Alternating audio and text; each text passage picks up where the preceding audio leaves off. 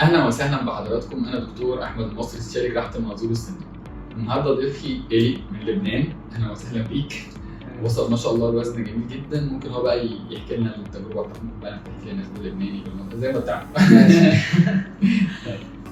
أنا كنت 146 كيلو وآخر فترة كان معي وجع بظهري، فقررت إني أعمل الجراحة. الصراحة لفت على دكاترة كتير، بس دكتور أحمد ارتحت له أكتر واحد. وما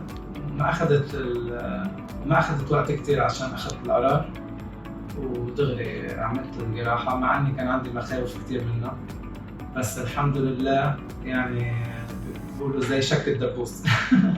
ما حسيتش فيها خالص خالص خالص. يعني شكرا للقلب لك دكتور، وشكرا للتيم الرائع. على مدار صار 8 شهور.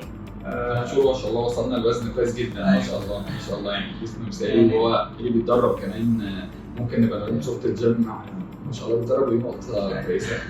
الحمد لله ان انت واصل الوزن ده. دلوقتي وصلت 77 كيلو. ما شاء الله ما شاء الله، ممتاز. الحمد لله، وما فيش اي مضاعفات ولا اتضايقت باي حاجه طول الفتره دي. الحمد لله، انا مبسوط باللي انت وصلت له، وتكمل على خير يا رب ان شاء الله. شكرا لك، ذوق. ربنا يسعدك.